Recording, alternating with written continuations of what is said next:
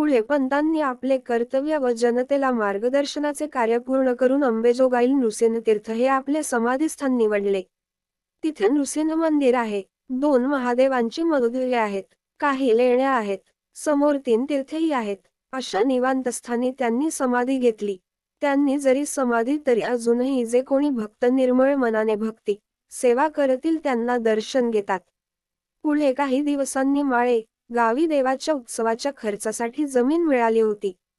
ती जमीन नांगरताना त्या ठिकाणी एकमुखी काळी पाषाणाची मूर्ती सापडली. अगदी नुकतीच घडविल्यासारखी सुबक आहे.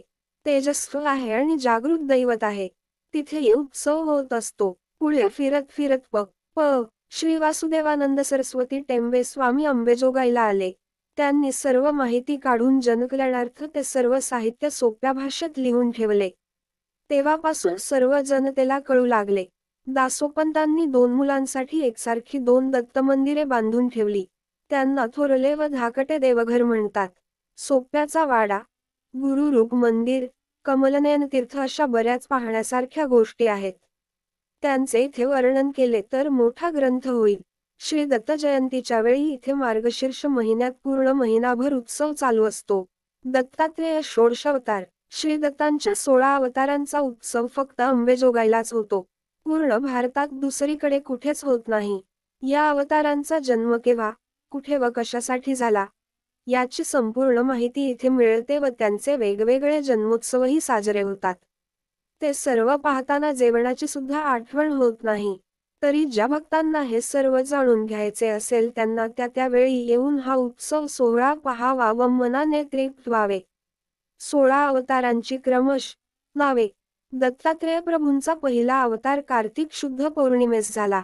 याला योगीराज असे नाव दिलेले आहे. दुसरा अवतार कार्तिक वद्य प्रतिपदेस झालेला असून त्याला त्रिवरद असे नाव दिलेले आहे. तिसरा अवतार कार्तिक वद्य द्वितीयेला झालेला असून तो दत्तात्रेय या नावाने ओळखला जातो. चौथा अवतार मार्गशीर्ष शुद्ध चतुर्दशीस झाला. याला कालाग्निशमन असे म्हणतात. 5वा अवतार मार्गशीर्ष शुद्ध पौर्णिमेस झाला. याला योगीजनवल्लभ असे म्हणतात. 6वा अवतार पौष शुद्ध पौर्णिमेस झाला असून याला लीला विश्वंभर दत्त असे म्हणतात.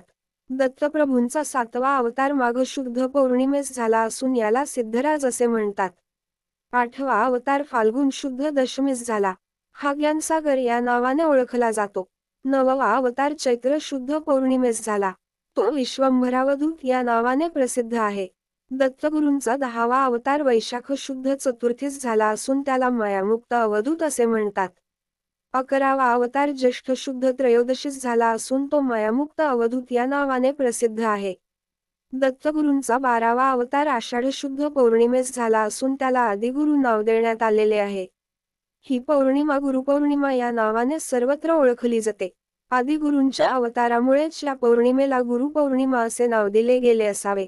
रामनवमी, कृष्णाष्टमी याप्रमाणे गुरुपौर्णिमा असे नाव आदिगुरूंच्या ज्ञानदानाच्या क्षेत्रातील विशेष कार्यामुळे व्यासपौर्णिमा या नावानेही ओळखली जाऊ लागली. दत्तात्रेयांचा 13वा अवतार शिवरूप श्रावण शुद्ध अष्टमीच्या दिवशी झाला. दत्तात्रेयांचा 14वा अवतार भाद्रपद शुद्ध चतुर्दशीस झाला असून त्याला देवदेव अथवा देवदेवेश्वर असे म्हणतात. दत्तात्रेयांचा 15वा अवतार आश्विन शुद्ध पौर्णिमेस झाला असून त्याला दिगंबर हे नाव देण्यात आले. सद्गुरू भगवान श्री दत्तात्रेय यांचा 16वा अवतार कार्तिक शुद्ध द्वादशीस झाला असून तो श्रीकृष्ण श्यामकमलनयन या नावाने ओळखला जातो. असे हे दत्तात्रेय यांचे 16 अवतार आहेत. या अवतारांची वर वर्णन केलेली चरित्रे ही दत्तात्रेयांचीच चरित्रे आहेत, हे भक्तजनांनी लक्षात घ्यावे. लाईक करा, सबस्क्राईब करा.